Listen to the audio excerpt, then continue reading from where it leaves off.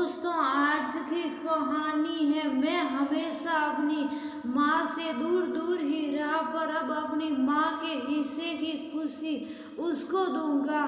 दोस्तों, कहानी शुरू करने से पहले अगर आपने हमारे चैनल को अभी तक सब्सक्राइब नहीं किया हो तो कर लीजिए, ताकि आपके पास पहुंच सके हर नया वीडियो। वेदिका का पति सरस उसको देख देख कर दंग थे कि आज ये इतनी खुश कैसे हैं। आखिर इतने सालों बाद अपनी पत्नी को यूं खुशी से झूमते देख उसका आश्चर्य करना लाजिमी भी था। वेदिका के पैर आज जमीन पर नहीं पड़ रहे थे। वह 35 की उम्र में छोटी बच्ची के जैसे खुश हो रही थी और मन ही मन कुछ गुनगुना रही थी। जब से सरस उसे ब्याह कर लाया था, तब से एक सवाल के साथ वह हमेशा शुभ शुभ सी ही इस घर में रहती थी।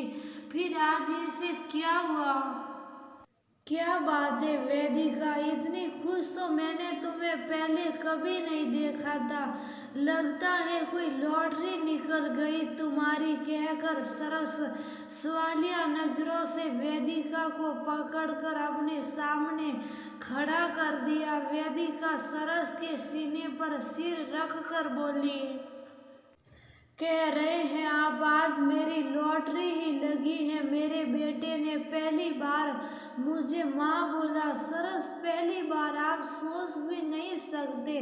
15 साल से जिस शब्द को सुनने के लिए तरस रही थी, आज वह सुनाई दिया। वेदिका के आंखों में खुशी के आंसू आ गए। सरस उसको सीने से लगाकर बोले, मैं समझ रहा हूँ वेदिका, मैंने तुम्हारी आंखों में वो खालीपन हमेशा महसूस किया था, पर मैं कुछ कर नहीं पाया। तुमने कसम जो दे दी थी। वेदिका सरस के पास से हट कर अपने अतीत के गलियारों में खो गई। वेदिका की शादी सरस के साथ उसके पिता ने गरीबी से तंग आकर कर दी थी। उस समय सरस का बेटा मेहुल सिर्फ 1.5 साल का था। पत्नी की मृत्यु उस वक्त हो गई जब छत की मुंडेर से गिरते मेहुल को बचाने के चक्कर में वह खुद ही नीचे गिर गई थी। मेहुल की जिम्मेदारी अकेले सरस के बस की नहीं थी। तभी किसी ने दूसरी शादी की बात कही। आनन फानन में वेदिका के साथ सरस की शादी हो गई। छोटा मेहुल नई माँ के पास ज्यादा नहीं जाता था। अक्सर मेहुल की नानी उसको अपने पास ही रखती थी। बीतते वक्त के साथ मेहुल नानी के पास ज्यादा रहने लगा और उसके मन में सबने सौतेली माँ के लिए जहर भरना शुरू कर दिया। 3 साल बाद वेदिका ने महसूस किया वो माँ बनने वाली है, पर किस्मत को कुछ और ही मंजूर था और उसका गर्भपात हो गया। उससे उसकी हालत बिगड़ने लगी और वह गुमसुम रहने लगी थी। सरस ने तब मेहुल को अपने पास रखने का निर्णय लिया। उसकी नानी मेहुल को भेजना नहीं चाहती थी, पर सबकी जिद पर उनको मेहुल को सरस के साथ भेजना पड़ा। सरस बहुत कोशिश करते कि मेहुल वेदिका के पास रहे, पर वह हमेशा उससे दूर ही रहता था और वेदिका नहीं चाहती थी कि मेहुल को जोर जबरदस्ती करके उसके साथ बांधा जाए। बीतते वक्त के साथ साथ वेदिका शुभ शाप मेहुल के लिए वह सब करती रही जो उसको पसंद आता था। कभी भी मेहुल ने वेदिका से बात नहीं की, पर हमेशा महसूस करता था कि लोग जैसा बोलते हैं सौतेली माँ वैसी बिल्कुल भी नहीं है। वेदिका सरस और मेहुल के ख्याल में अपने आप को भूलने लगी थी। कुछ दिन पहले मेहुल को बहुत तेज बुखार हुआ। वेदिका जब भी उसके पास जाती वह उसको देखते ही गुस्सा करता, पर बुखार इतना तेज था कि वो सहा कर भी कुछ नहीं कर सकता था। वेदिका ने दिन रात एक करके उसकी सेवा की। वह उसको छोड़कर कमरे से जाती ही नहीं थी। जाने उस बेटे के लिए उसने कितने मन्नत मांग लिए थे। बस यही बोलती रहती, मेरे बेटे को ठीक कर दीजिए साईं, इसके बदले मुझे बुखार दे दो। डॉक्टर की दवाई असर नहीं कर रही थी। डॉक्टर भी समझ नहीं पा रहे थे अब कौन सी दवा दे। आखिर में बस इतना ही बोले, अब ईश्वर की मर्जी। वेदिका दिन रात बस आराधना करती रहती। मेहुल को बुखार की वजह से बेहोशी सी रहती। जब भी उसे होश आता अपने सिर पर उसे वेदिका के हाथों का स्पर्श महसूस होता। धीरे धीरे मेहुल ठीक होने लगा। अरे कहाँ खो गई तुम?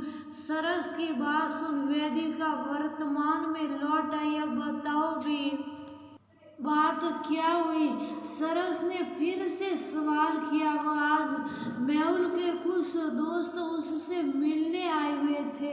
मैं मेहुल के कमरे में ही सबको बैठाकर चाय नाश्ता लाने चली गई। जब लौट कर आई तो मेहुल की आवाज़ सुनो कर मैं दरवाजे पर ही रुक गई।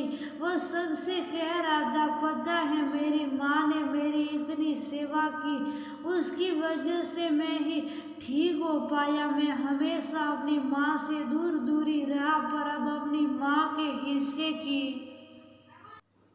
खुशी उसको दूंगा। लोग बेकार में ही सोतेला सोतेला करके माँ बेटे के बीच के अटूट बंधन को सोतेला बंधन बनाकर रख दिए थे। इस चक्कर में मैं कभी भी अपनी माँ को वह प्यार ना दे सका जो उनका हक था।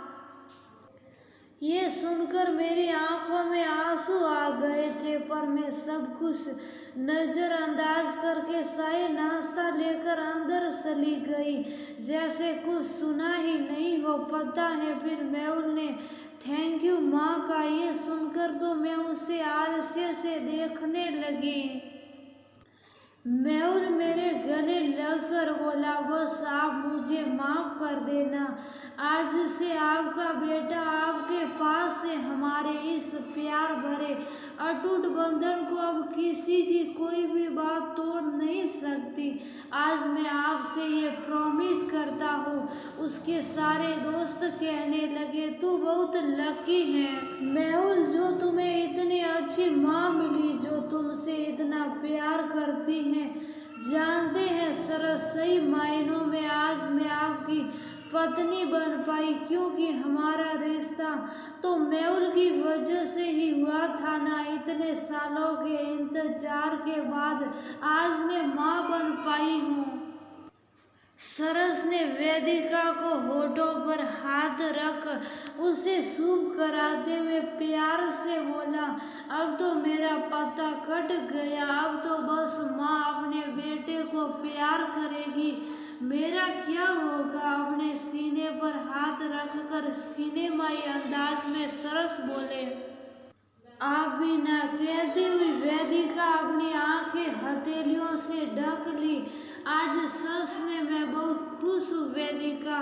तुम्हारे सालों की लगन और तुम्हारा खुद पर अटूट विश्वास ही तुम्हें तुम्हारे बेटे के साथ एक अटूट बंधन में बांध दिया है। अब कोई भी इस बंधन को तोड़ नहीं सकता, क्योंकि इस प्यार में मजबूती धीरे धीरे ही सही पर अटूट विश्वास के साथ जुड़ा है।